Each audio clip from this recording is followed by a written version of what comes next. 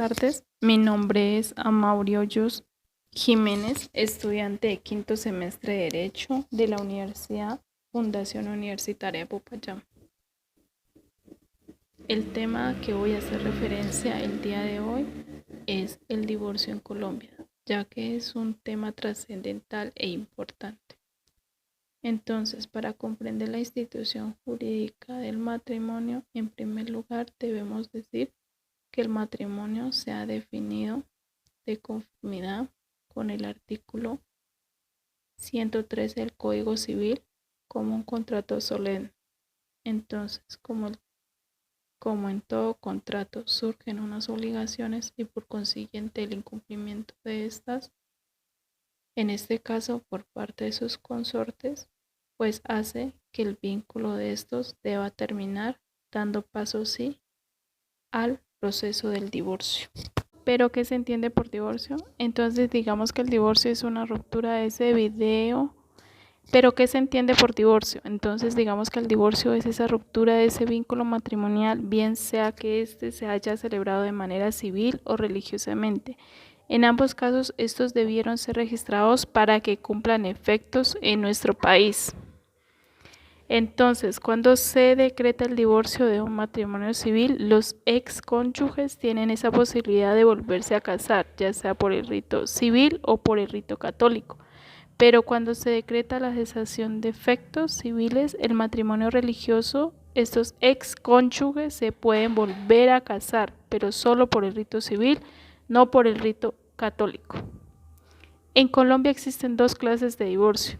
El primero es cuando es de mutuo acuerdo, se debe configurar esta causal, donde los cónyuges deben indicar y especificar ciertas regulaciones.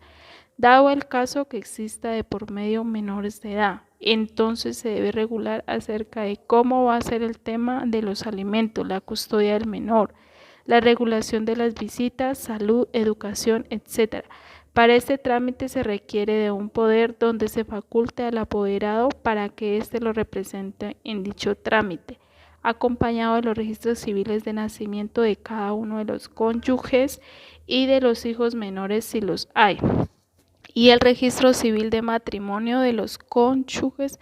Hay que anotar que si en la sociedad conyugal se adquirieron bienes también se pueden especificar en el acuerdo de divorcio o de cesación de efectos civiles. Debe hacerse una relación detallada de los mismos, adjuntando certificado de tradición, copia de la escritura pública de los inmuebles, etc. Posteriormente, el notario emitirá la escritura pública y esta debe ser registrada. Por otro lado, tenemos el divorcio contencioso, donde se recurre a la presentación de una demanda ante un juez de familia. Entonces, el primer paso es presentar la demanda. En segundo lugar, el juez librará un auto que admite la demanda y se hará la notificación a la contraparte. Posteriormente, se fijará la audiencia de conciliación, saneamiento, decisión de excepciones previas, fijación del litigio y posteriormente se emitirá sentencia. Así las cosas, las causales que permiten la declaración del divorcio y la separación de cuerpos y la separación de bienes, estas se encuentran taxativas en el artículo 154 del Código Civil colombiano, donde el legislador las ha agrupado estas causales en dos grupos, unas causales que se denominan causales subjetivas o causales acción y otras causales que se denominan causales objetivas o causales remedio. En primer lugar, comencemos con las causales subjetivas o causales acción. Estas se denominan así porque se estima que la declaración viene a ser como una especie de castigo para uno de los esposos que incumplió con esos deberes o que incurrió en un hecho la cual permite que se haga esa declaración a la cual nos referimos. Entonces, en primer lugar, encontramos primero las relaciones sexuales extramatrimoniales de los cónyuges. Entonces, si partimos del supuesto de que uno de los deberes que surgen en el matrimonio es ese deber de fidelidad, el hecho que uno de los esposos tenga este tipo de relaciones con terceros, entonces permitirá que se proceda a esa declaración. Como segunda causal encontramos el grave e injustificado incumplimiento por parte de alguno de los cónyuges por parte de alguno de los cónyuges de los deberes que la ley les impone. Esta hace referencia de aquella expresión popular, el famoso abandono de hogar. En tercer lugar está los ultrajes, el trato cruel y los maltratos de palabra y de obra, es decir, toda conducta que uno de los esposos cause en el otro un dolor, un agravio, una aflicción, entonces dará lugar a esa declaración de divorcio, de la separación de cuerpos o la separación de bienes. En cuarto lugar, aparece la embriaguez habitual de uno de los cónyuges. Entonces, no es cualquier embriaguez. La ley dice que es esa embriaguez repetitiva, es decir, que es ese comportamiento reiterativo. En quinto lugar, está el uso habitual de sustancias alucinógenas o estupefacientes. Aquí no se exige como la anterior la habitualidad, pero sí se exime cuando el consumo de este tipo de sustancias obedece a órdenes o instrucciones de carácter médico. El otro grupo de causales es las causales objetivas o causales remedio. En primer lugar encontramos la enfermedad grave e incurable de uno de los cónyuges, la cual no se conozca un remedio y por ende haga imposible la comunidad de vida. Suena doloroso, pero el legislador le colocó como una especie de límite al deber de cohabitación, por cuanto no se puede obligar a uno de los esposos a que en el desarrollo al otro deber de socorro, de ayuda, prácticamente se muera con el enfermo. La segunda causal objetiva es la separación de cuerpos por un término superior a los 2 años, es decir, cuando los esposos de hecho o mediante declaración de separación de cuerpos han dejado de convivir por un espacio superior a los 2 años, permite la declaratoria de divorcio. Finalmente tenemos el mutuo acuerdo. En derecho las cosas se deshacen como se hacen. Si un día se casaron por mutuo consentimiento, de la misma manera se pueden divorciar manifestando su voluntad. Finalmente hay unas causales específicas para la separación de bienes que atienden circunstancias de orden patrimonial o económico, como lo es la cesación de pagos, la acción de bienes, etc. Por otro lado, es muy importante saber cuál es la diferencia entre nulidad matrimonial y el divorcio. La nulidad matrimonial hace referencia a un hecho que se presenta en el momento que el matrimonio se celebra de tal manera que este matrimonio nace con este efecto.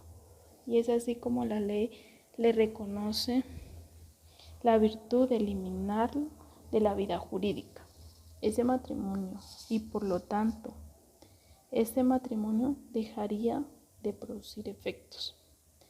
Por el contrario, en el divorcio, el matrimonio nace bien a la vida jurídica, ya que en el momento de su celebración no se incurre en ningún defecto.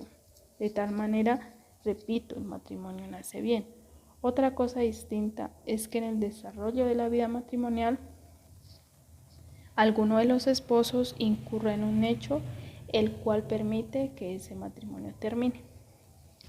Entonces me voy a referir a las causales de nulidad, es decir, a los hechos que no deben darse en la celebración de un matrimonio, para que éste nazca a la vida jurídica en perfectas condiciones. En primer lugar, nos dice la ley que hay nulidad del matrimonio cuando se incurre en un error. Realmente esta causal es muy difícil de que hoy en día se dé, pero veamos un ejemplo. Podría ser cuando una persona se enamora de otra y esta a su vez tiene un gemelo o gemela, y el día del matrimonio no va la persona que está enamorada, sino que acude el gemelo o gemela de este. Entonces, este sería la nulidad por error. En segundo lugar, tenemos que es nulo el matrimonio cuando es celebrado por personas menores de 14 años. Esto quiere decir que los niños no se pueden casar. Los mayores de 14 y menores de 18 años sí pueden hacerlo, pero requieren de la autorización de sus padres o autorización de su representante legal. En tercer lugar, nos dice la ley que el matrimonio es nulo cuando a falta del consentimiento. En tercer lugar, nos dice la ley que el matrimonio es nulo cuando faltando el consentimiento. En tercer lugar, nos dice la ley que el matrimonio es nulo cuando ha faltado el consentimiento.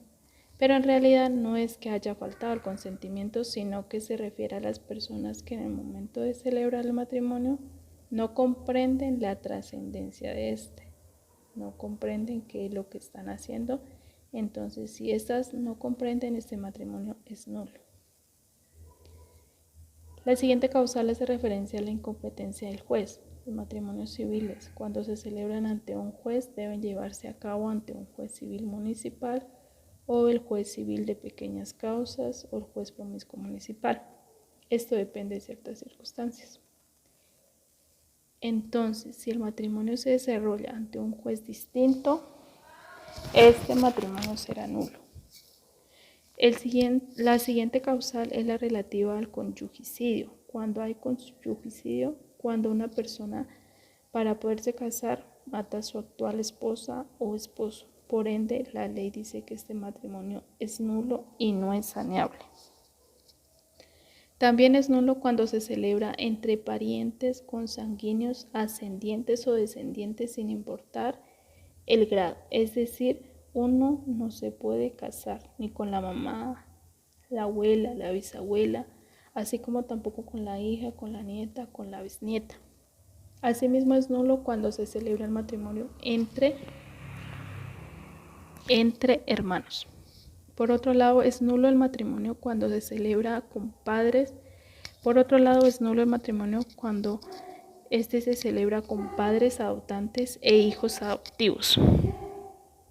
Finalmente, la más común de las causales de nulidad del matrimonio es cuando uno de los esposos tiene un matrimonio anterior, el cual no ha disuelto, y este se casa con un tercero. Este segundo matrimonio será nulo. Y bueno, esto es todo. Espero que esta información haya sido clara y de mucha ayuda. Gracias.